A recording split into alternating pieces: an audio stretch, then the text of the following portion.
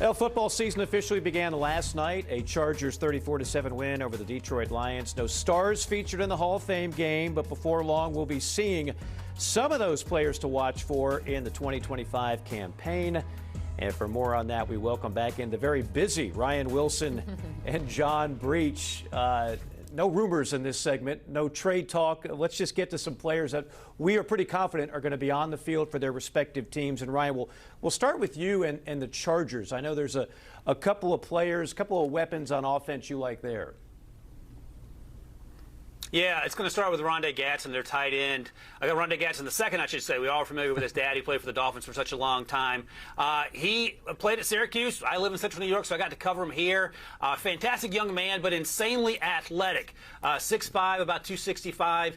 He has had a fantastic start to training camp. Had one target, one catch last night in that Hall of Fame game. But he's been setting it on fire in L.A., and they're really impressed with what they have there and what could end up being a day 3 gem. We know all about Ladd McConkey and his success. Quentin Johnson, the former first-round pick. They need to find more offensive weapons down the field for Justin Herbert. Yes, they drafted Omarion Hampton, the running back there, but I think Rondé Gatson is going to have an opportunity to excel in that offense because, yes, they have Will Dissly and Tyler Conklin. Those are more blocking tight ends. What you get in Gatson is a guy who can play in the slot and create havoc in the middle of the field, and he's off to a strong start, and I think that's going to continue for the rest of August football and hopefully into the regular season.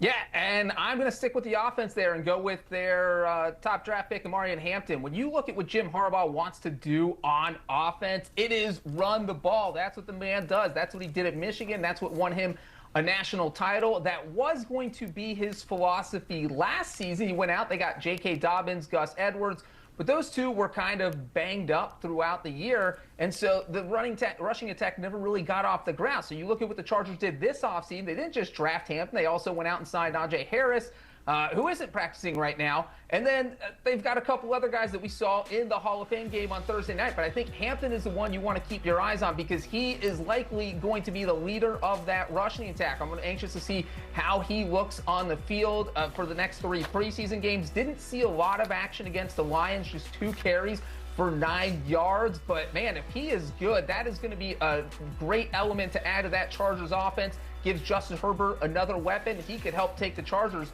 to the next level. Hampton was a beast in college with the Tar Heels.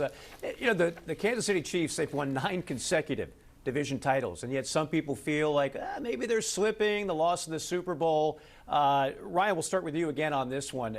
Give me a guy who you think can help them stay on top of this division. Yeah, I learned that lesson the hard way, Mike. As long as Andy Reid and Patrick Mahomes are walking and upright, they have a chance to win the division yet again.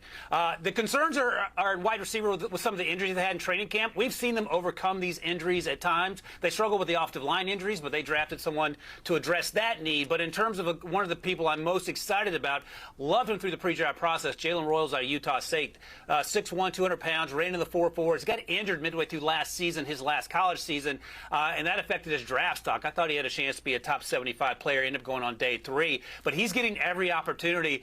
Number 2 wide receiver reps with all the injuries to Hollywood Brown, Xavier Worthy. We don't know what Rashee Rice's immediate suspension future may look like once the season starts. And Jalen Royals, if he hits the ground running and picks up where he left off last year at Utah State, where he was that offense down the field, I think he's going to eat early and often because of the aforementioned Patrick Mahomes and Andy Reid dialing up plays for him to ease himself into that offense. We saw it a year ago with Xavier Worthy getting there slowly, and by the end of the season, he was Patrick Mahomes' go-to guy. And I think there's an opportunity for Jalen Royals to have a similar type path if he's on the field. And there's a good chance he is because, as we've seen, those wide receivers sometimes struggle to stay healthy, in Kansas City.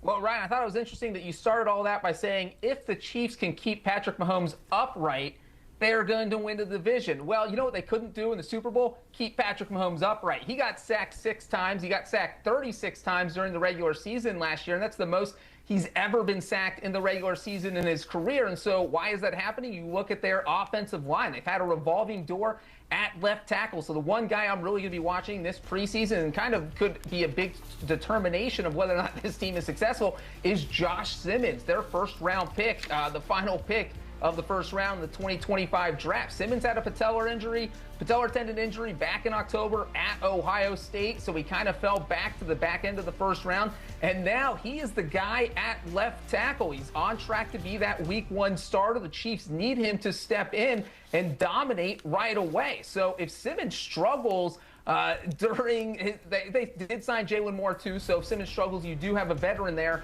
who could also play left tackle, but they continue to have issues at left tackle. You're going to see the same problems that they had in the Super Bowl where teams are just going after Patrick Mahomes. So Josh Simmons is a guy you want to keep your eye on, because if he plays well, the 15-2 Chiefs from last season might be even better this season. Guys, very often in the NFL, it's two camps of teams, right? Teams that have their quarterback, teams that don't. And if you don't, good luck trying to compete. It looks like the Broncos finally have their guy now. How do you feel, Ryan, first, about year 2 of the Bo Nix era? I feel great, and I say that with the understanding that I thought Bo Nix was probably a second-round talent. Sean Payton and George Payton know a little bit better than I do. They took him 12th overall, and all he did was exceed everyone's expectations outside of Denver and Bo Nix's immediate family. He had a fantastic rookie season. And the thing is, Mike, 12 months ago, this team had 1 million holes. As we sit here today, this team has very few holes, one of the best defenses in the NFL. Bo Nix has seen that defense every single day in training camp. That's only making him better. His teammates, especially on offense, and Cortland Sutton just talked about this, how much he values Bo Nix as a leader, as a friend, as a quarterback, and all those things matter going into year 2. You talked to our guy Kyle Long about it. He said the biggest leap that these young players make are from year 1 to year 2.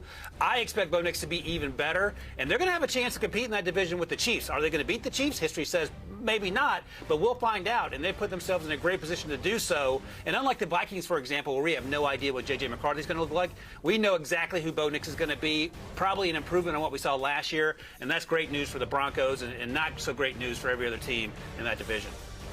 Yeah, and Bo Nix had a fantastic rookie season, and he did that despite the fact he really didn't have any help from the Broncos' rushing attack. There was a non-existent tight end room. So one guy I'm going to be watching is R.J. Harvey, their second-round pick. When you look at what the Broncos had last season, they didn't have a single running back who rushed for more than 550 yards. So this was literally the Bo Nix show, running around and making things happen on offense. Sean Payton went out this offseason and said, all right, well, we can't have that. We need our quarterback to at least have a little bit of help, so we need some running backs who can take some pressure off him. That's why you draft someone like R.J. Harvey, who can catch patches out of the backfield and who should be a really great addition to the offense. They also went out and got J.K. Dobbins, so they were really doubling down at running back. I think that will make the Broncos better. The Raiders are coming off a dismal 4-13 season. It's their 3rd consecutive losing year. Ryan, they obviously need a lot of help. Where do they go to get it? Mike, this year feels different, too, right? They have a new general manager. Pete Carroll's now the head coach. Chip Kelly's now the OC. They have Geno Smith. They drafted Ashton Jeanty. I could go on and on. But let's go to the defensive side of the ball, where in the 3rd round, they took Darian Porter out of Iowa State. First 3 years of his career at Iowa State, wide receiver. Moved to cornerback in 2022, so you know he has ball skills. I thought there were some questions about the physicality and the tackling ability, but that would come with experience. He's showing everything that you want in a starting cornerback through training camp thus far. The Raiders are ecstatic. He's currently listed as CB1 on the outside. So I think that secondary is going to have a new look to it. They've lost some guys, but they have Eric Stokes on the other side, the former first-round pick from the Packers.